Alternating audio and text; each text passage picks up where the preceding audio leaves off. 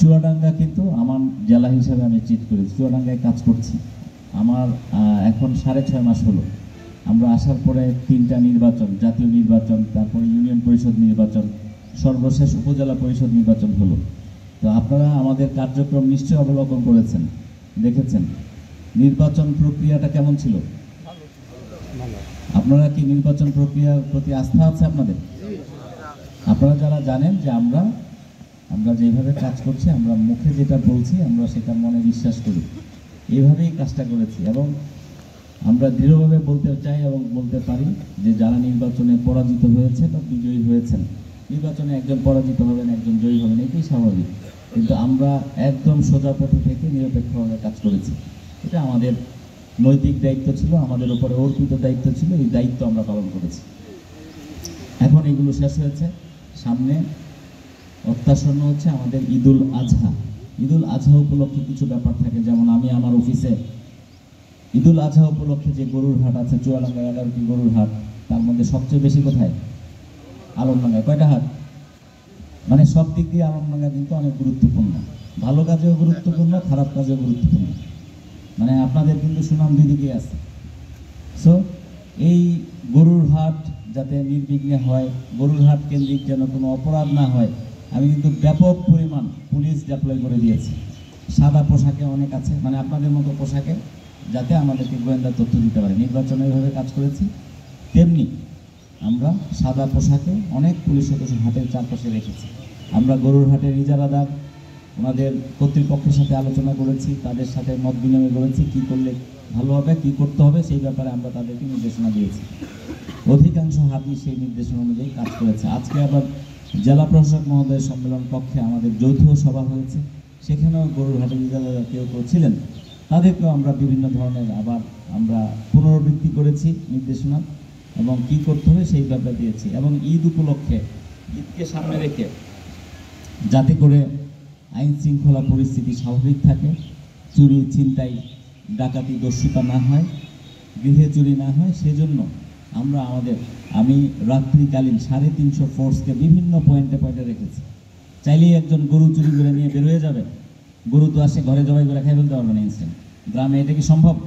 সম্ভব না। তো গরুটা চুরি করে নিয়ে যে কোথাও বের হয়ে যাবে, আমাদের নেটওয়ার্ক করা আছে, একদম জালের মতো করেছি যে আপনি এই পাশে বের হয়ে গেল পরে ধরায় খাবেন, এমন একটা পদ্ধতি করেছি আমরা।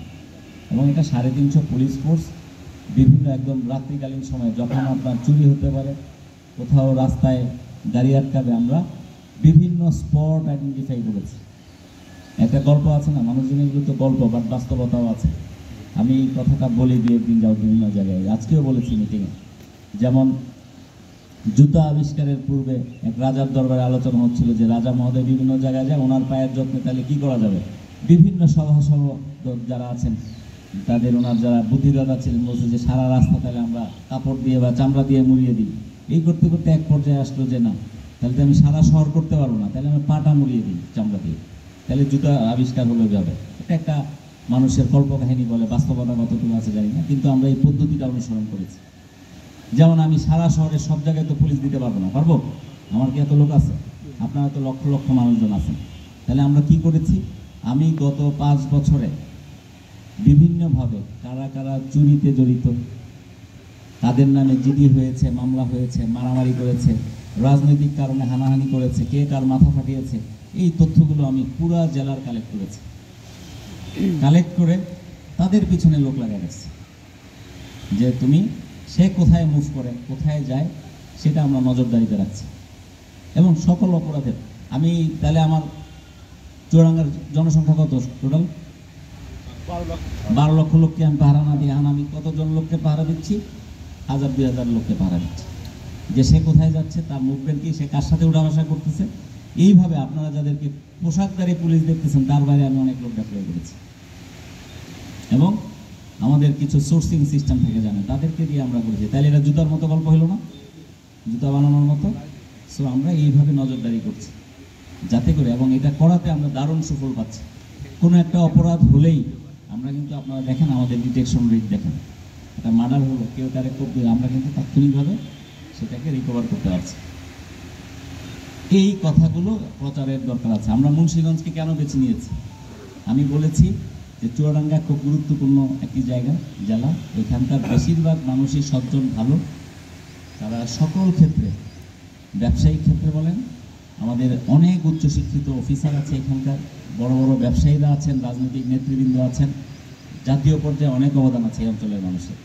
আবার নেগেটিভ চিত্র আছে, আছে না? এমনি মুন্সিগঞ্জের স্পেসিফিক এখানকার যেমন সুনাম আছে, গরুর হাট আছে বড়, বা ভালো ব্যবসায়ের মানুষ আছে, আবার অপকর্ম করার লোকও মুন্সিগঞ্জে আছে প্রচুর। এই জন্য আমরা এই স্পটকে বেছে নিয়েছি। এবং আজকে আমরা কাউকে চিহ্নিত করা, কাউকে দোষারোপ করা, বিদ্রুপ করা, কাউকে প্রতিপক্ষ হিসাবে নেওয়া আমাদের কাজ না। আমি যেটা মনে প্রাণে বিশ্বাস করি যে যিনি অপরাধ করবেন তাকে আইনের আওতায় আনার সাথে সাথে আমার দায়িত্ব শেষ। তার সাথে কিন্তু আমার ব্যক্তিগত বিরোধ নাই কোনো, ঠিক কিনা? এই যে আমার চেয়ারম্যান সাহেব এখানে বসা আছে, আমরা একসাথে পাশাপাশি বসেছি আনুষ্ঠানিক। উনি যদি কোনো একটা বেআইনি কাজ করে, আমি কি আইনের ওনাকে নিব না? কি বলেন চেয়ারম্যান সাহেব? তাহলে ওনার সাথে আমার একটা ব্যক্তিগত সম্পর্কের ব্যাপার না। আমরা এটা করেছি, আপনারা জানেন, আমরা কিন্তু এই পর্যায়ে কাজ করেছি। আমরা একসাথে বসে চা খাবো, একসাথে গল্প করব, কাজ করব, কিন্তু কেউ বেআইনি কাজ করলে তাৎক্ষণিকভাবে তাকে আমরা আইনের আওতায় নিয়ে আসবো। এই জিনিসটা আপনাদের মাথায় থাকতে হবে, এবং আমরা সেই কাজগুলোই করছি। এবং এইখানে যে মাদক বিরোধী কথাবার্তা যারা বলেন, এর মধ্যে 2-4 জন মাদক সেবী নাই আপনার মনে হয়? আছে, চেহারা দেখলে বোঝা যায়। তার সাথে আমার কোনো শত্রুতা নেই, আমরা তারে হাতে নাতে ধরবো, ধরে ব্যবস্থা নেই। এখানে আছে, কারণ তারাও শুনতে চায় যে আসলে আমরা কি ব্যবস্থা নিচ্ছি, শুনুক। এবং আজকে এই যে বিট পুলিশিং, বাড়ি বাড়ি নিরাপদ সমাজগুলি, এটার মূল অর্থটা হচ্ছে এমন ব্যাপারটা যে আমার তো এত জনবল নাই যে আপনি সব জায়গায় জায়গায় যাবেন, মানে আপনি পুলিশের কাজটা করবেন। বিট পুলিশিং বলেন, পুলিশিং কাজগুলো বলেন, পোশাক পরলে শুধু পুলিশিং নট নেসেসারি। আমরা কি করতে পারি? আমার ধরেন এই পোশাক নাই, আমার বাসার সবাই কি পুলিশ? আমার আত্মীয় স্বজন সবাই পুলিশ? তাহলে তারাই সাধারণ মানুষ। আবার কয়েকদিন পরে আমি আপনাদের কাতারে চাকরি যখন করবো না, সাধারণ মানুষের কাতারে ফিরে যাব না? তাহলে আমরা কাজকর্মটা এমনভাবে করতে চাই যাতে করে মানুষজনের সাথে থেকে মিশে সাধারণ মানুষের উপকার করতে চাই। আপনাদের এই জেলাতে যতদিন আমি থাকি, আমরা চাই যে আমাদের দায়িত্বটা আমরা আইনানুগভাবে আমাদের উপরে অর্পিত যে দায়িত্ব সেটা সুষ্ঠুভাবে পালন করতে চাই। সেটি করতে গিয়ে, জননিরাপত্তা নিশ্চিত করতে গিয়ে আমাদের যতটা কঠোর হতে হবে আমরা কঠোর হব। আমরা খুব হাসি মুখে সুন্দর নম্র ভদ্র কথা বলি, কাজের সময় আমরা কিন্তু সাংঘাতিক বিজি। এই আপনারা হয়তো এর মধ্যে প্রমাণ পেয়েছেন। আমরা কোনো অপরাধীকে আমরা কিন্তু তার অপকর্মের জন্য ছাড় দিই না এবং দিব না। তিনি যেই হোক, পরিচয় যাই হোক, এটা আমাদের কাছে ব্যাপার না। অপরাধ করলে পরিচয় কি তিনি অপরাধী, তাকে আইনের আওতায় আনা আমার কাজ। এই জিনিসগুলো আপনারা মাথায় রাখবেন। বিট পুলিশের যে মূল উদ্দেশ্য সেটা হচ্ছে যে আমাদের এখানে যে বিট অফিসার আছে, আপনাদের বিট অফিসারকে চিনেন আপনারা? কে, নাম কি? কাজী সাহেব চিনার কথা? হ্যাঁ, আপনার তো চিনা লাগবে। আপনারা পিছনে সাধারণ মানুষ, জাহাঙ্গীর কই আসো এখানে? আপনাদের বিট অফিসার হচ্ছে সাব ইন্সপেক্টর জাহাঙ্গীর। প্রাথমিক প্রাইমারিলি যত কাজ আছে আইন শৃঙ্খলা রিলেটেড, বিট অফিসারকে জানাবেন। তিনি থানার যেমন জুডিশন বড়, ছোট ছোট ভাগ করে দেওয়া হয়েছে, তাৎক্ষণিকভাবে যেন তিনি এই কাজগুলো সমাধান করতে পারে, তিনি সমাধান করবেন। তারপর অফিসার ইনচার্জ আছেন, এডিশনাল এসপি সার্কেল আছেন, না হলে তো আমরা আছি। এবং আমি অভয় দিতে চাই গুরুত্বপূর্ণ মেসেজ। যেমন কালকে একজন ভদ্রলোক আলমডাঙ্গারি, এই যে আলমডাঙ্গা বিখ্যাত বলি কেন, একটা ডিস্টর্টেড মেসেজ, তার সাথে ব্যক্তিগত শত্রুতার কারণে তাকে অপদস্থ করার জন্য আমাকে না, শুধু আমাদের ঊর্ধ্বতন কর্তৃপক্ষের কাছে বিভিন্ন জায়গায় মেসেজ দিয়েছে। মেসেজ দেওয়ার পরে আমরা কিন্তু তাৎক্ষণিকভাবে সাড়া দিয়েছি। সাড়া দিয়ে দেখি যে এটা ভুয়া মেসেজ, মানে তাকে বিপদে ফেলার জন্য করেছে। এই ধরনের মেসেজ দিলে তাকেও কিন্তু আমরা আইনের আওতায় আনবো। বাট আপনারা ইউ আর অলওয়েজ ওয়েলকাম। আমার অফিসে প্রতিদিন আপনারা ভিজিট করতে পারবেন। প্রতিদিন আপনারা সকাল 10টার থেকে 12টা 1টার মধ্যে চলে যান। আমার এখানে কিন্তু যে কোনো সময় আপনারা যেতে পারবেন, কোনো সমস্যা নেই। আপনাদের জন্যই তো আমি আসছি এখানে কাজ করতে, নাকি?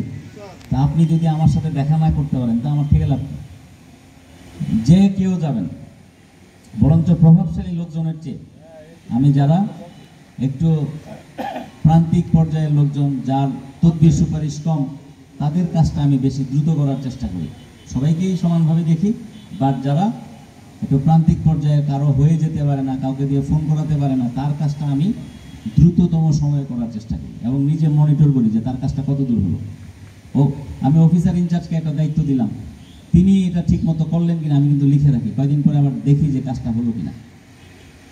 আমি ডায়েরি মেনটেন করি যে আমি একটা কাজ বললাম বা একজন ভুক্তভোগী বলেছে তিনি এই সমস্যায় আছেন, থানায় কোনো অফিসারকে বা অফিসার ইনচার্জকে সেটা দায়িত্ব দেওয়া আছে, তিনি এটা করলেন কিনা আমার কাছে কিন্তু রেকর্ড রাখেন, আমি এটা আবার মনিটর করি। এবং আপনাদের প্রাইম কাজ হচ্ছে আপনি বিডিও অফিসারকে জানাবেন, কোনো অপরাধ সংঘটিত হলে মামলা ধরে নেওয়ার মতো ঘটনা হয়ে গেলে অবশ্যই আগে থানায় জানাবেন। থানা না জানায় আমার কাছে যায় না, মানে থানায় আপনার মূল কাজটা হচ্ছে স্টেশনটা কার, এই থানার কাজ। এটা তো থানার কাজটা থানাকে জানাবেন, থানায় রেসপন্স না পেলে আমাকে তাৎক্ষণিকভাবে জানাবেন, মেসেজ দিয়ে জানান, ফোন করে জানান, সমস্যা। তবে মেসেজ দিলে ভালো, এটার মধ্যে লিখে দিবেন যে কে কোথায় কি করেছে, আমরা কিন্তু ব্যবস্থা নিই তাৎক্ষণিকভাবে। সেটা হচ্ছে আমাদের তরফ থেকে আপনারা আছে। আর বিট পুলিশিংয়ের যে ব্যাপারটা আছে, বিট অফিসার আছে আমাদের, আপনারা এই যে বিভিন্ন শ্রেণী পেশার মানুষজন আছেন, প্রত্যেকেই সম্মানিত নিজ নিজ ক্ষেত্রে। এবং সবচেয়ে আপনি যদি বলেন যে একজন আমি কৃষকদেরকে মর্যাদা দিই বেশি, সবচেয়ে যিনি কৃষিকাজ করছেন তিনি কিন্তু আমাদেরকে বাঁচিয়ে রেখেছেন। আমাদের এত জনসংখ্যা, এত মানুষ, খাদ্যের অভাব নেই বাংলাদেশে বর্তমানে, এটা কে করছেন? কৃষকদের অবদান। তো কৃষককে আমরা সম্মান করি বেশি। এখন একজন কৃষক তিনি একটা সমস্যায় পড়লেন, আর আমি যদি তাকে টাইমলি রেসপন্স না করি তাহলে আমাদের দায়িত্ব পালন হলো না। তো আমাদের সামনে যারা আছেন বিভিন্ন শ্রেণী পেশার মানুষজন, প্রত্যেকেই নিজ নিজ পেশায় সম্মানিত, নিজ নিজ অবস্থানে আপনার একটা অবস্থান আছে, আপনার একটা গুরুত্ব আছে। আমরা চাই যে আপনি আমাদেরকে বিভিন্ন তথ্য দিয়ে সহায়তা করবেন। যে ঢালাওভাবে বললেন যে এই সব মাদক খাচ্ছে, তো লাভ নাই। তো আমার তো আপনি স্পেসিফিক কে ব্যবসাটা করছে আমাকে গোপনভাবে তথ্য দেন, আমাকে দেন, অন্যের উপরে যদি রিলাই করতে না পারেন আমি শতভাগ নিশ্চয়তা দিচ্ছি যে আপনার পরিচয় গোপন থাকবে। এবং যদি সেই তথ্যটা ভালো হয়, জেনুইন হয় এবং এটা দিয়ে সমাজের উপকার হয়, আপনাকে আমি পুরস্কৃত করব। এবং আমি কিন্তু অনেককে পুরস্কৃত করেছি আপনাদের মতো সাধারণ মানুষকে। এটা পাবলিক করবো না যাতে আপনার কোনো বিপদ আপদ না হয়, আপনাকে কেউ হুমকি ধামকি দিবে, এটা করতে পারবে না। সো আপনি আমাকে গোপনে তথ্য দিবেন, তথ্য জেনুইন হলে, সেটা যদি গুরুত্বপূর্ণ তথ্য হয়, আমি পুরস্কৃত কিন্তু অনেককে করেছি, আপনার এটা জানা উচিত। আমার পুলিশ সদস্যদেরকেও করি, সাধারণ মানুষকেও করি, যে আমাদেরকে তথ্য দিয়েছে। তো আপনারা যদি তথ্য দেন, আর এই আলোচনায় কিন্তু আপনারা যারা কথা বলেছেন, এই সমস্যার কথা যেমন এসেছে, সমাধানের কথা এসেছে, পারিবারিক কিছু দায়িত্ব আছে, ভ্রাতৃত্ব বোধের কিছু ব্যাপার আছে, সামাজিক কিছু দায়িত্ব আছে। আমি এলাকার, আপনি এলাকায় জনপ্রতিনিধি, আপনি এলাকার মুরব্বী, আপনি শিক্ষক, আপনার পরিবার আছে। আগে চিন্তা করবেন যে আমি যদি পাশ কেটিয়ে চলে যেতে চাই, এখন কোনো ঝামেলা দেখলে যে এনে ঝামেলা হচ্ছে দিয়ে গেলাম না, তাহলে এই পাশ কেটে যে চলে গেলেন, সামনে যে এটা আপনার ঘরে হবে না, আপনি জানেন কী হবে। সেই জন্য পরিবার যেমন আমাদের খুব আপন, আমরা পরিবারের প্রত্যেক সদস্যের প্রতি আমাদের স্নেহ আছে, শ্রদ্ধা আছে, ভালোবাসা, মমতা আছে। তাদেরকে এই যে কথাবার্তা আসছে, এগুলো কিন্তু বাস্তব চিত্র। এখন যে এই যে বাচ্চাদেরকে কেউ যদি রাস্তায় কোনো মানে অন্যায় করে বা অনৈতিক কিছুতে দেখে, অন্য কেউ যদি সেটাকে শাসন করতে যায়, কোনো অভিভাবক যাদের বোধ শক্তি কমে গেছে বা নাই, তারা এসে উল্টা চার্জ করে। এটা না করা উচিত যে আপনার সন্তান যেন ভালো থাকে, সুস্থ থাকে, তাকে শাসন করলে অনেক ধরনের গল্প কিন্তু উঠে এসেছে, যে একজনের বাচ্চা ভালো করতেছে, বিশ্ববিদ্যালয়ে ভালো রেজাল্ট করছে, এই কথাগুলো আসছে না? এইগুলো শাসন করতে হবে সুপথে রাখার জন্য, যাতে সে, কারণ বাচ্চা মানুষ অবুঝ, সে কিন্তু বুঝে না যে কোনটা ভালো মন্দ। এই যে আগুনের মোমবাতি জ্বালান বা কুপি জ্বালান, আগুন দেখলে বাচ্চারা এটা ধরতে যায় না, সে কি এটা বুঝে ধরে? সে কিন্তু বুঝে না, সে হচ্ছে নির্বোধ, সেও আকৃষ্ট হয়, সে অবুঝ। কিন্তু তাকে এটা বোঝাতে হবে যে এটাতে ধরা যাবে না, ধরলে কিন্তু হাত পুড়ে যেতে পারে, গায়ে আগুন লাগতে পারে। তাহলে সে সব মানে বিপদগামী হবে না, সে সুপথে থাকবে। তাকে শাসন করতে হবে, তাকে আদর যত্ন করতে হবে, তাকে খেলাধুলার ব্যবস্থা করে দিতে হবে, সে যেন ভালো রিক্রিয়েশন পায়, তার যেন বিনোদন হয়, সে যেন একটা সুস্থ সাংস্কৃতিক চর্চা করতে পারে। এই ব্যবস্থাগুলো করতে হবে। এবং এই ব্যবস্থাগুলো করলে আস্তে আস্তে আমরা কিন্তু খুব একমাত্র বাংলাদেশেই এমন একটা মানে আমাদের যে আমরা অতিথি পরায়ণ মানুষ, ঠিক কিনা? দুনিয়ার কোথাও আর এমন পাবেন না যে একদম, আমি যদি এখন একদম রাস্তায় ফুটপাতে থাকে, তারও যদি যদি একটা ছাউনি থাকে কোনো, তার বাসায় গেলে অন্তত এক গ্লাস পানি হলেও দেবে, ঠিক না? এটা আমাদের কালচার। এই যে কালচার, এটা দুনিয়ার আর কোথাও নাই। তো আমাদের মধ্যে এত হৃদ্যতা আছে, আন্তরিকতা আছে, ভালোবাসা আছে, আমরা ছোটোখাটো অপরাধকে বাড়তে দিব না। এই মাদকের মাধ্যমে সমাজ ধ্বংস হয়ে যাচ্ছে আমাদের চোখের সামনে, আমরা সেটা করতে দেবো কেন? আপনারা সেইগুলো তথ্যগুলো আমাদেরকে দিবেন যে এরা এই কাজগুলো করতেছে এবং ওই সময় মাদক পরিবহন করতেছে, তথ্য দিয়ে দেন, দেখবেন অ্যারেস্ট করে দিতেছে। এবং আমাদের অ্যারেস্ট করতে আমাদের যে নেটওয়ার্ক করেছি আমরা, আপনারা অনেকে জানেন না, আমি এমনভাবে ডিউটি দিচ্ছি, অনেক সময় থানার অফিসার ইনচার্জও জানে না যে এইখানে আমার সাদা পোশাকে ডিউটি কাজ করতেছে, আমি এক এলাকার লোক আরেক এলাকায় নিয়ে দিচ্ছি। তো এইভাবে আমরা তাৎক্ষণিকভাবে এই কাজগুলো আমরা করছি এবং করে যাচ্ছি। তো আমরা চাই আমাদের এই চুয়াডাঙ্গা, বিশেষ করে আলমডাঙ্গা, আপনাদের এলাকা ভালো থাকুক, সুন্দর থাকুক, সুস্থ থাকুক। ইফটিজিং আমি কিন্তু আজকেও কয়েকজনকে ধরে নিয়ে আসছি, যে নারী আপনার আমাদের মেয়ের মতো, যারা আমাদের ছোট বোন আছে, কারো সন্তানের মতো, তাদেরকে, তারা আমাদেরই পরিবারের অংশ, তাদেরকে রাস্তায় যারা বখাটে ছেলেবেলে উত্ত্যক্ত করে, নো টলারেন্স, একদম জিরো টলারেন্স, তাদেরকে আমরা আইনের আওতায় নিয়ে আসবো। কিশোর গ্যাং অন্যান্য যে কোনো জায়গার চেয়ে আমাদের এলাকার অবস্থা কিন্তু ভালো, আমি বিশ্বাস করি। কারণ আমাদের পরিসংখ্যান দেখেছি, স্ট্যাটিস্টিক্স দেখেছি, সব কিছু মিলে আমরা ভালো আছি। গ্যাং শব্দটা একসময় কিন্তু পজিটিভ ছিল, এখন কিন্তু নেগেটিভলি ইউজ হচ্ছে, এটা খারাপ কাজের জন্য। গ্যাং মানে এখন একটা নেগেটিভ টার্মিনোলজি হয়ে গেছে। কিন্তু এক সময় মুক্তিযুদ্ধের সময় এই বাচ্চারা কিন্তু গ্যাং মানে কি, এই যে দাঁড়ায় আছে, আমি যদি বলি এরা একটা গ্যাং, তার মানে কি সংঘবদ্ধভাবে একসাথে 15 জন 20 জন 10 জন একটা কাজ করতেছে, এটা বলে একটা গ্যাং বলা হতো। তো এখন এরা খারাপ কাজ করতে করতে কেউ কেউ করছে, এটা নেগেটিভলি হয়ে গেছে। আমাদের মুক্তিযুদ্ধের সময় কিশোররা মুক্তিযুদ্ধে সহযোগিতা করেছে না, বিভিন্ন আন্দোলন সংগ্রামের ভালো কাজে তারা কিন্তু সহযোগিতা করেছে। কিছু সিনেমাও হয়েছে, আপনারা দেখেছেন কিনা? দীপু নাম্বার 2 দেখেছেন? আমার নাম রাশেদ, কেউ দেখেছেন? নাই কেউ? মুরব্বী পাওয়া গেছে কেউ? এগুলো দেখেন, এগুলো দেখতে হবে, তাহলে সমাজ সম্পর্কে, মানুষ সম্পর্কে জানা যাবে। সারাদিন ফেসবুক নিয়ে বসে থাকলে তো কাজ হবে। তারপরে অনলাইন জুয়া টোয়া, এগুলো তথ্য দিবেন যে কারা সংগঠিত করেছে। আমরা কিন্তু অনেককে ধরছি, অনেককে আটক করছি। তো এই জিনিসগুলো, গ্যাং যে একসময় খারাপ ছিল ব্যাপারটা, ওই যে মুক্তিযুদ্ধে অবদান ছিল, আমাদের জাতীয় পর্যায়ে বিভিন্ন কাজে তারা ভালো ভালো কাজ করেছে। এখন যদি তারা ইফটিজিং করে, মোটরসাইকেল ভোবো করে চালায়, মানুষের গায়ে উঠায় দেয়, কোনো ধরনের অন্যায় কাজ করে, এইগুলোর ফলশ্রুতিতে এখন এই গ্যাং শব্দটার কী হয়েছে, নেগেটিভ একটা টার্মিনোলজি হয়ে গেছে, খারাপ দিকে দাঁড়িয়ে হয়েছে। তো আমরা চাই না আমাদের এলাকার মধ্যে আমাদের সন্তানেরা, ছোটো ভাই যারা আছে, তারা কিশোর গ্যাংয়ের নামে কোনো ধরনের ব্যাপার, আমরা কিন্তু ড্রাস্টিক্যালি অ্যাকশন নিচ্ছি।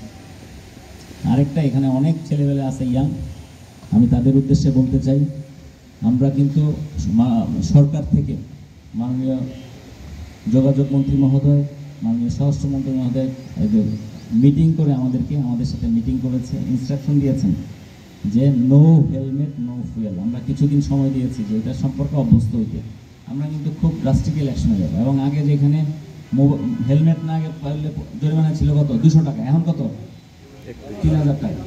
3 দিন করলে মোটরসাইকেল ভিঞ্চা করে জরিমানা দিতে হবে। এবং আমি আজকেও মিটিংয়ে বলেছি যে হেলমেট ছাড়া যারা মোটরসাইকেল চালাবে কঠোর আইনের আওতায় আসবে। রেজিস্ট্রেশন ছাড়া মোটরসাইকেল আমরা এগুলোকে ধরে ডাম্পিংয়ে দিয়ে দেবো। এবং আমি এটা সব জায়গায়, আজকে আমাদের জেলা প্রশাসক মহোদয়ের অফিসে অনেক বিভিন্ন পর্যায়ের কর্মকর্তারা ছিলেন, অনেক প্রতিনিধিরা ছিলেন বিভিন্ন পর্যায়ে। আমি বলেছি মোটরসাইকেল ধরলে কেউ তদবির করবেন না, তদবির করলে আমরা এই তদবির আমলে নেব না, তাহলে বেজ্জিতি হবেন, ঠিক না? যে আমি তদবির করলাম, আমারটা শুনবো না, তখন আপনি ছোট হবেন। সো এই মোটরসাইকেল আমরা ব্যাপকভাবে, কারণ আমরা চাই না মোটরসাইকেল দিয়ে আমাদের প্রাণহানি হোক। পরশুদিনও দামোদরদায় মুখোমুখি সংঘর্ষে একজন ছেলে প্রাণ হারিয়েছে, জানেন আপনারা? এবং একজন মুমূর্ষু অবস্থায় আছে। তাই আমাদেরই তো কারো ছোট ভাই, কারো সন্তান।